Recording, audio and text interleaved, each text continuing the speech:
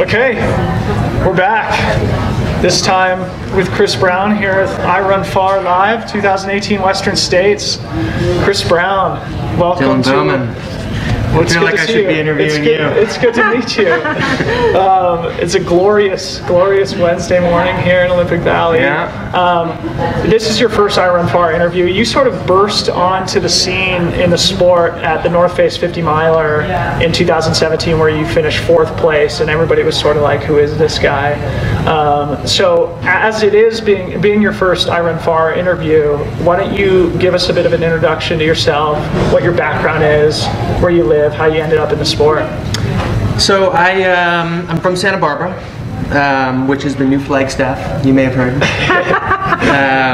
Santa Barbara Cowboys, or something like that. I don't know. Maybe some more of a surfer reference or something. Basic background is I ran the expected routes: high school, Junior Olympics, USATF, and I was very little. High school, college, D3. Where'd you go to college? Claremont McKenna. Okay. D3, not super competitive. But I was always, running the farthest distance possible in whatever sort of system I was a part of. So 5K, 10K in college. And since I was very little, I was always planning to switch to ultra running.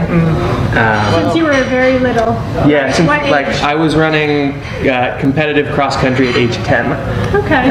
And you already knew about ultra running? Yeah, for some reason I already knew. I think it's probably because my dad was a runner, we were in Seattle, and chronologically Scott Jurek was a super big deal at that point. So I always knew who he was and always emulated him, or at least he's won the race 7 times. Yeah, he's pretty good. Yeah, I've heard of him too.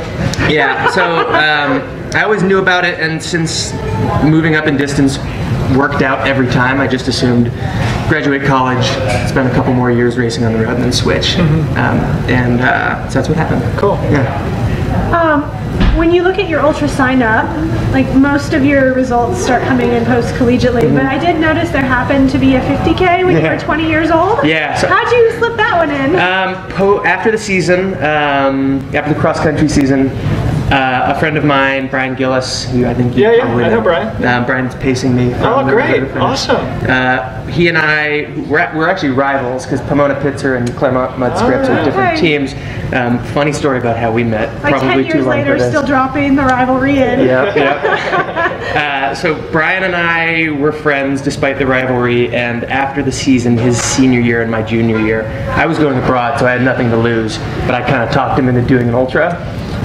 We hit up a couple different race directors trying to get into 100K, like mountainous 100K, and we were turned down by everyone. Really? Yeah, but then we ended up hopping into a relatively easy 50K, and it was fun. And so post-collegiately, did you pretty much straight away start running trail ultras? No, I stuck to road and track for a little while. I had every season in college I came into fitter than I finished, which I attributed to my coach's inadequacy. He was amazing. It's not really true. But so I just figured I'll get out, I'll train myself, I'll be better than ever, and sharp decline. So once I started, I guess, not impressing myself with my results, I decided to switch to something that seemed a little less competitive. Maybe I could look a little better by comparison. Local 50Ks, winning those, as opposed to hopping into a competitive track race and getting shot at the back. Cool. Yeah. Well, before speaking with you, I initially thought this was your first 100 miler, and you got in via the lottery, which is kind of a unique way to get in and a lucky way to get in. But you actually did run the San Diego 100 last year in 2017, and you won the race in a really fast time. So maybe what did you learn from that first race? I mean, it's really rare to be able to win your first 100-mile race. Did everything go well, or were there mistakes that were made that you hope to sort of remedy this weekend? So technically that was my first 100. Functionally it was not, because 1 year earlier I ran a race that was 95 miles out in Scotland on a famous trekking route called the West Highland Way. Highland Way. Yeah, I've always wanted to do that one. Yeah, so I did that kind of on a whim. My friend hiked it, said this is amazing. I hear there's an ultra there. You should do it. Signed up. There was a lottery. I assumed I wouldn't get it. I got in. I did it with very little training. Went out in like a 3:30 marathon and just. Can I swear on this? Yes. It didn't go well. So that instilled a lot of fear of the distance in me. So then a year later, San Diego, part of that fear manifested in or resulted in a lot more training. So I went into it a lot more prepared, but I also went into it a lot more conservative strategically. So I just went out super easy, jogged a lot of it, planned on just being out there all day, and just super worried the whole time, and it just never got bad. And there was this moment probably, 75, 80 miles in where I realized, I can do that. I can do the rest. Let's go. So, it was amazing. I didn't really hit any lows all day. So does it give you confidence going into this weekend? I think they work together, those two experiences, because I've seen the worst. I walked in 40 miles of that Scottish race, and I thought both of my feet were broken. So I've seen the worst, and then I've seen something that's unrealistically good also. San Diego, probably not repeatable, not to hit any lows all day. So I think I'll use both of those. Still go into it with a fear of the distance, but also have confidence that if I do it right, it shouldn't kill me. That's great experience. When I look at the men's Western States race, like one of the sort of describing phrases I think of is competitive pressure.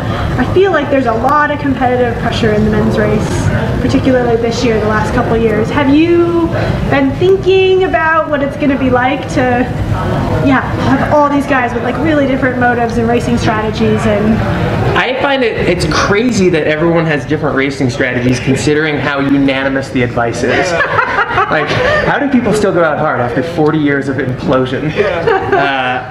So I'm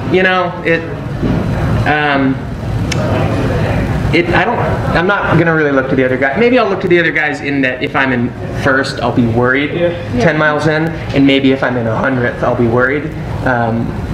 But you can't really. I think one benefit of having run competitive track and cross country is kind of knowing that what I'm doing relative to other people, you can't really look at them. And I've run my best track races getting shot out the back immediately and just running my splits and waiting until they fall apart and come back. So it's cool that it's competitive and I'm excited about that, but I'm going to try as hard as I can not to let other people's strategies play into what I do. Go ahead. Are you willing to put out there publicly like ABC goals? Like, where do you think the chips for you will actually fall here? I mostly just want to beat Eric Sensman. Okay. I was hoping you'd notice that. It's not nearly as public as I wanted to. So Eric and I both run for Rabbit. As soon as Eric signed or joined the team, I wrote to him just to kind of say welcome, and then shortly thereafter I went out to visit him in Flagstaff, and he was an amazing host, took me out to the Grand Canyon, got beers with me afterwards, had a great time, and I've hated him ever since. Okay. So, I noticed there was a very violent social media exchange where you were threatening to trip each other off of No Hands Bridge. Bunker Point would be the better place to do that. I can write that down. So your only competitive goal is to beat Eric Sensman. Yeah, so that's dodging is what that is. Okay. Goals. I don't really have an A, B, and C. I have goals, and it'd be cool to be top 10. It'd be even cooler to be higher than that. It would also be amazing to be 30th place and feel like I had a great day. Okay. Yeah. Sweet. So far this year, it seems like you've only done 4 50Ks. You've won all of them. And to me, I sort of look at you in the same way that looking back, I sort of see Seth Swanson when he came into the race in 2014. You both got in via the lottery. You both had somewhat of a profile in the sport, but clearly talented, but not necessarily thought of as like a favorite in the race. And because you got in via the lottery, it didn't seem to give you much racing pressure earlier in the year. You didn't have to race your way in, and instead you've just done 450Ks. Can you tell us a little bit how the training has gone and how you use those races to get ready? First of all, definitely overhyping me to compare me to Seth Swanson. Who knows, man? But yeah, I mean, getting into the lottery that was huge because you're right, I did get to just focus on training, and that's what those 50Ks were. I think it takes me a long time to recover from anything longer than that. I can do a 50K and hop back into pretty good training almost immediately, but after 50 miles, there goes a couple weeks, even a month. 100K, there goes even longer. So I didn't want to do that. And I think, you know, that doesn't go for everybody. There's people who can run those longer races and bounce back quickly. I know I can't. Like Courtney Dowalter, for instance. Yeah, I think she's pretty good at that. So I didn't want to do that. I wanted to focus on consistent mileage, a few big efforts here and there, and also getting to know the course. So I did Sean O'Brien because I was already signed up for that, the 100K, because I wanted to do that as a golden ticket if I didn't get in. So I dropped down to 50K just because that's local, and then I did 2 50Ks on the States course just for recon. Cool. And then, if you know anything about Born to Run and Luis Escobar, you understand why I did that race too. Yeah. Good. The Western States 100. This is a race of history. You've been doing ultras for a couple years now. What is being at this race, which is sort of the grandfather of American trail ultra running, what does it mean to you? So I really started doing ultras in 2015 or so, but I've really kind of deep down been doing them a lot longer than that. So it honestly feels like I've been in that lottery for 15 years. I knew I wanted to do this race when I was a little kid, so it's really special for me to be here. I'm really excited about it and kind of in awe of the whole thing. So that's, I guess I'm trying to go out there and race with that in mind, with that kind of thankfulness for the opportunity to be here. Yeah. Well, I think that's a great attitude to have, and you know, obviously you're relatively new, but clearly talented, and the only time you've raced a field like this, you've been very, very successful. So I think we're sorry to blow your cover this morning and you know, talk you up a little bit, but yeah, good luck this weekend, and you know, enjoy your time out there, because it is a privilege to be in the race. Thanks, man. And I'm coming for that Lost Coast FKT. Go get it. It's already broken. Oh, it is? Broken. Yeah. I'll get that. Go get it. Yeah. It's my girlfriend's backyard. You gotta go check it out. Unbelievable. Yeah, really go get the person who broke your FKT. Go get it. Yeah. Cool. Well, a round of applause for Kris Brown.